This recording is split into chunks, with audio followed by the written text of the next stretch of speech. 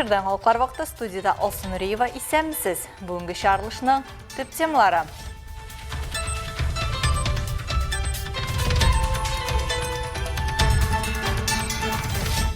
Яңа идеялар һәм ошышлар. Ознақайда еш педагоглар форумы өтті. Бірге енді шылай мәктепке олып, бейрамнерге олып, менің шушы оқытуға яратуымны уятты.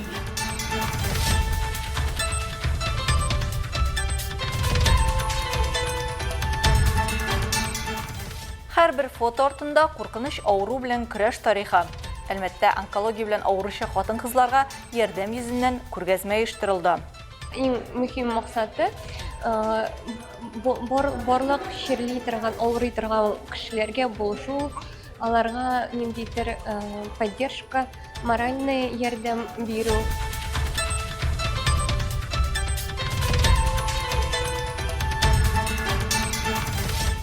Йөгерү белән велоузыш комбинациясе. Әлбәттә, кросс-дуатлон буенча ярышлар узды. 5 километрлы велосипедта йөрү, ышанычлы тормозлар һәм саклангыч шлем ярышларның мәҗбүри шарты. Бу катнашучыларның куркынычсызлыгы турында кайгыртуны ассызыклый оештыручыларның.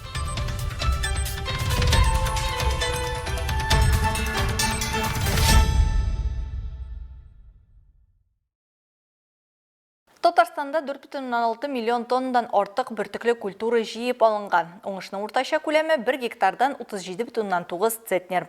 Бу хакта республиканың хөкүмәт йортында узган брифингтан Татар информ агентлыгы хәбәр итә. Татарстанның авыл хуҗалыгы һәм азык-төлек министры Марат Җаббаров сүзләре буенча, бүген республика хуҗалыкларына әле бөртеккә кукуруз суктырасы бар. Татарстанның ашлыкка эчке ихтыяҗны 2,5 миллион тонна тәшкил итә.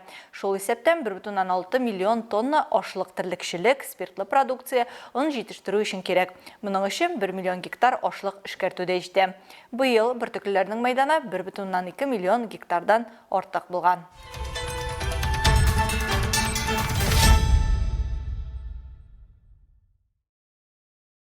Әлбәттә, күп балалы гаиләләр участоклары булган урамнарны яктырттылар. Араларында РТС микрорайоны, Сәйдәшев, Тынычлык һәм Токарликов урамнары. Биредә урамнарны яктырту системасын торгызу эшләре инде төгәлләнгән. Эшләр Свет сервис идарәсе белгечләре тарафыннан шәһәр инфраструктурасын яхшырту һәм халык өчен уңайлы мөхит булдыру программасы кысаларында башкарылды. Проект кысаларында 18 яктырткыч куелган. Яңа идарә щиты монтажланган. Шулай ук 1 километрга якын үз йөрешле изоляцияләнгән чыбык салынган.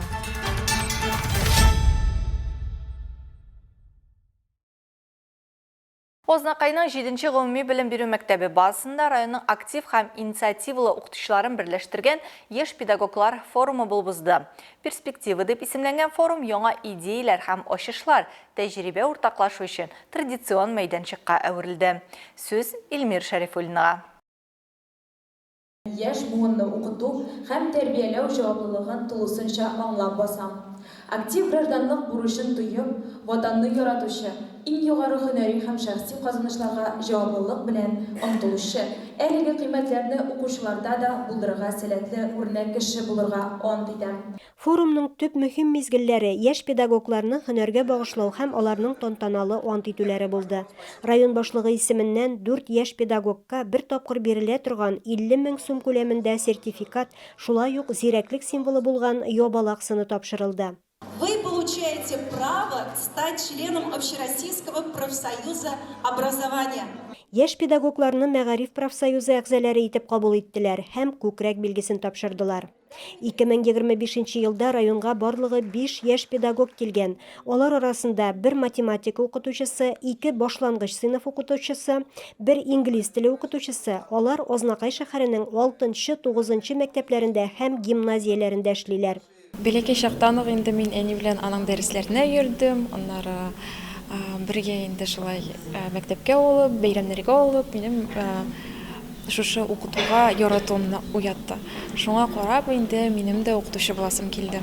Форум кысаларында мәктәпкәчә белем бирү учреждениеләре укытучылары, тәрбиячеләре, өстәмә белем бирү учреждениеләре хезмәткәрләре һәм тәрбия өлкәсе хезмәткәрләре арасында һөнәри осталык бәйгеләрендә җиңүчеләрне һәм призерларны да бүләкләделәр. Узган ел уздырылган иң яхшы татар теле һәм әдәбияты укытучылары конкурсында мин республика күләмендә 3нче урынга лаек булдым. Бу бик зур тырышлык, зур нәтиҗә дип саныйм инде мин. Азнакай шәһәренең укытучылары миңа барсы да шул хәтле зур ярдәмнәрен күрсәттеләр. Аларның ярдәменнән башка әлбәттә бу уңышка ирешеп булмаган булар иде. Шул ук чиратта миңа җитәкчеләребез дә үзләренең бик зур игътибарын, ярдәмен күрсәттеләр. Ә менә инде бүген муниципаль этапта җиңүчеләрне котлау бу шушы җиңүнең нәтиҗәсе иң югары ноктасы дип саныйм мин.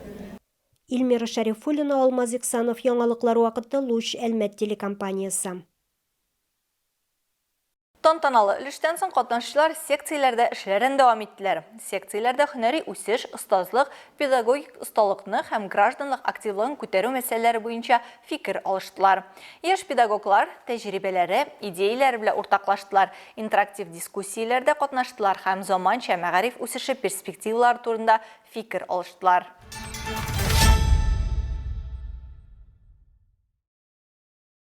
Габдулла Тукай исемендәге 15-нче махсус укучылар конкурсының район этабы тамамланды.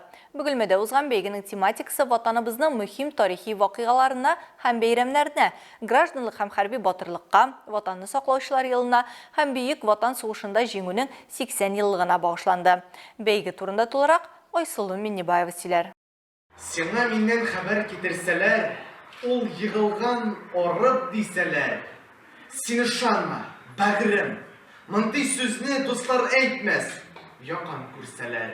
Чараның девизы илһамландыргыч яңгырый. Шагыйрьләр җиңү җырын язалар, халык данын яулыйлар. Ә микрофон алдына чыккан укучылар ватан сакчыларын мактыйлар. Самодвафин бәйгегә дип ир-егетнең менә дигәннәре дигән шигырен өйрәнгән. Мин шигырьне бер атна дәвамында өйрәндем. Укытучым көчле, таләпчән, аңа рәхмәт инде. Мин табутта кайткан батыр турында сөйлим. Берәү белде, кемдер белми калды.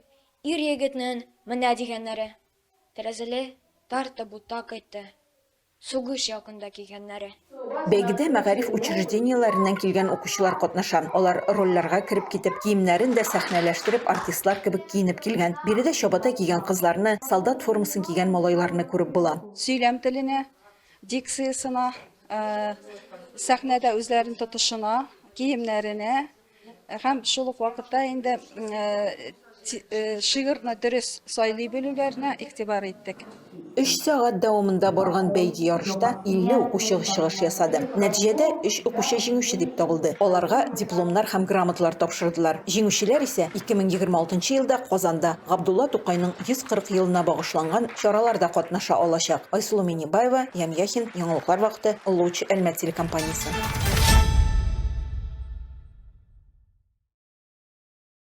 Калабыз янәдән онкология авыруы белән очрашкан кешеләргә ярдәм итүгә багышланган «Химия была, но мы расстались» бөтен Россия проектына ишекләрен ачты.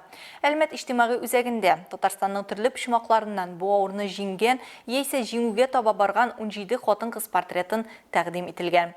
Масштаблы фотокүргәзмәнең 3нче ачу тантанасын безнең төркемдә күреп кайтты.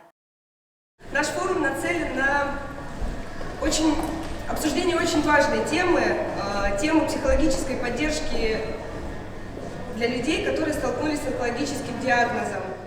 2 елдан артык яткылык яман шеше белән интегүче Ләйсәния Нуретдинова авыру турында бала көткәндә белә. Ул вакытта шешнең әле зарарсыз чагы булган, ләкин тора-бара чир яманга әйләнү сәбәпле йөклелекне эзәргә туры килде дип күз яшьләре аша исенә төшерә әле нибары 26 яше тулган хатын-кыз. Өметләр һәм планнар белән тулы тормыш кинәт куркыныч астында калса да Ләйсәния бирешми, чөнки аның яшәү чыганагы, баласы һәм таянырдай тормыш иптәше бар. Мәскәүдә һәм Казанда катлаулы дәвалану узып беренче процедуралардан соң яңадан мөстәкыйль сулый башлый. Ярдәм табуның һәм үз тәҗрибәң белән уртаклашуның мөһимлеген аңлап, ул әлеге күргәзмәне оештырган проектта катнаша. Иң мөһим максаты барлык чирли торган, авырый торган кешеләргә булышу, аларга ниндидер поддержка, моральный ярдәм бирү. Республикада яшәүче 250-дән артык кеше проект герое буларак катнашкан. Күргәзмә Казанда һәм Чаллыда булды. 10 ноябрьгә кадәр ул Әлмәт иҗтимагый үзәгенә килүчеләрне илһамландырачак. Аннан соң дәваланучыларга ярдәм итү өчен Республика клиник онкология диспансерына тапшырылачак. Этот проект, во-первых, очень полезен для наших онкологических пациентов, для наших участниц, которые прошли через этот проект, которые снялись, увидели себя с другой стороны, такими красивыми, такими женственными. Это определенный вид психотерапии для них, что они действительно, чтобы они не замыкались в своей болезни, чтобы они не только об этом думали и помнили, что они в первую очередь женщины.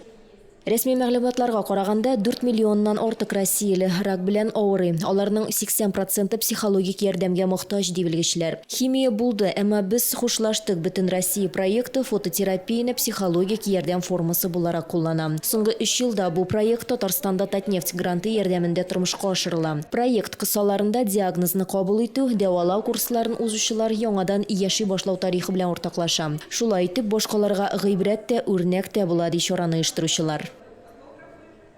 Шара бик тә мөһим максат белән булдырылган. Онко пациентларга рухи яктан көрәшергә, психологик яктан ярдәм күрсәтергә һәм әлбәттә инде савыгу ягында да кәефне ничек тә югалтмаска ярдәм итәләр.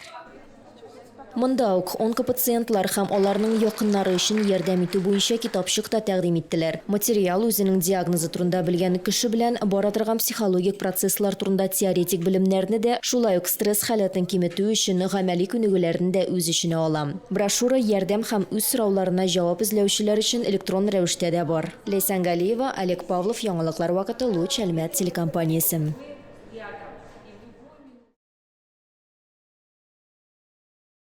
Әлмәттә Россияның креатив атнасы узачак. Ул калабызда беренче тапкыр оештырыла һәм калабыз анда федераль форумы мәйданчыгы булачак. Очрашу 30 һәм 31 октябрьгә планлаштырыла. Төп тема креатив икътисад индустриаль шәһәрләрне үстерергә ничек ярдәм итә һәм аларны илһам, технологияләр һәм яңа идеяләр тирәлегенә әверелдерә. Креатив атна барышында Мәскәүдән һәм Россия төбәкләреннән 80-нән артык эксперт тәҗрибәләре белән уртаклашачак. Бу кино һәм музыка, сәнгать һәм брендинг, шәһәр мөхитен үстерү, технологияләр һәм мәгариф, гастрономия һәм вакыйгалар индустриясендә танылган спикерлар. Форум программасында стратегик сессиялар, мастер-класслар, кино күрсәтүләр, концертлар һәм иҗади очрашулар. Она в Татарстане проходит впервые. Проходит не в Челнах, не в Казани, а в Альметьевске. Бу чара Татарстанда беренче тапкыр үткәрелә. Ярчалыда, Казанда түгел, Әлмәттә уза. Бу да бик мөһим. Компанияның креатив индустрияләрне үстерүгә керткән өлеше. Креатив индустрияләр аша шәһәр үсешен стратегик күзаллау. Креатив индустрияләрнең берсе булган башкару сәнгате һәм барлык башка юнәлешләрнең үсеше аша төбәгебезнең якындагы 20 елда кая хәрәкәт итәргә кирәклеген аңлауларын күрсәтә. Бу бик мөһим. У руля города, у руля компаний понимает, куда надо двигаться в ближайшие 20 лет. Это очень важно.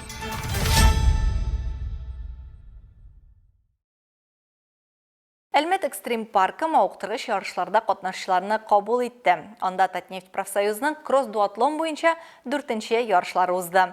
Биредә үз көчләрен һәм чыдамлыгын сынап карарга әзер торучылар җыелды. Ләйсән Галиева дәвам итә.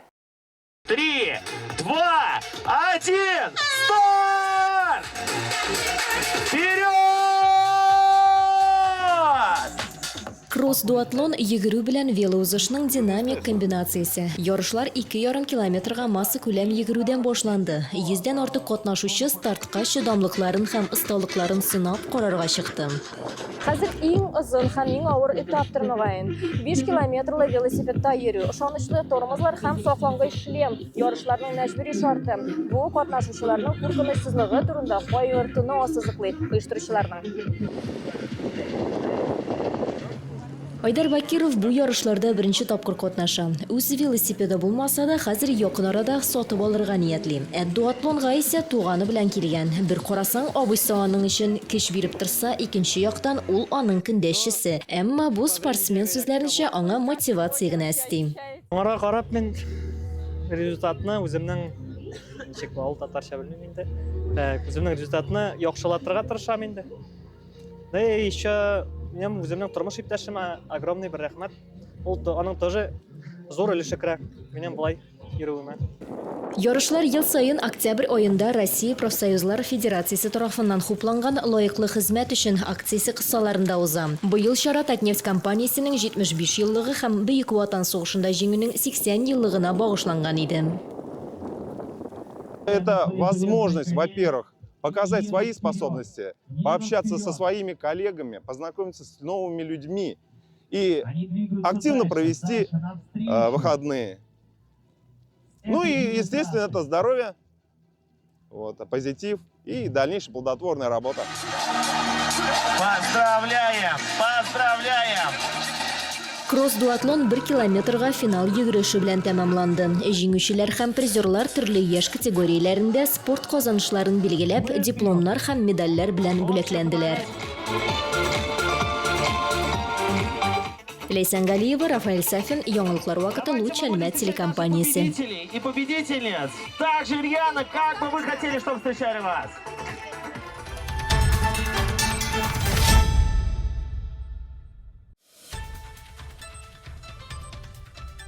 Хөрмәтле тамашачыларыбыз, яңалыклар чыгарылышының туры трансляциясын сез ВКонтакте социаль челтәренә кереп, Луч Әлмәт төркемендә сәгать кичке 7-дә карый аласыз. Безнең иң кызыклы сюжетларыбызда рәсми аккаунтларыбызда урнаштырыла. Һәм тагын бер мөһим мәгълүмат. Хәзер сез үзегездә яңалыклар, актуаль вакыйгалар һәм проблемалар белән уртаклаша аласыз. Моның өчен экраннардагы сылтама буенча күчәргә мөмкин. Әгәр дә сезнең яңалык безнең чыгарылышларда кулланылса, сез гарантияле бүлеккә лаек булачаксыз. Төбәгебез өчен сыйфатлы һәм мөһим яңалыкларны бергә булдырыйк. Бүгенге чыгарылышта шулар иде. Мин Алсу Нуриева һәм монтаж операторы Динара Гайнетдинова сезнең белән сау булашабыз. Исән сау булыгыз.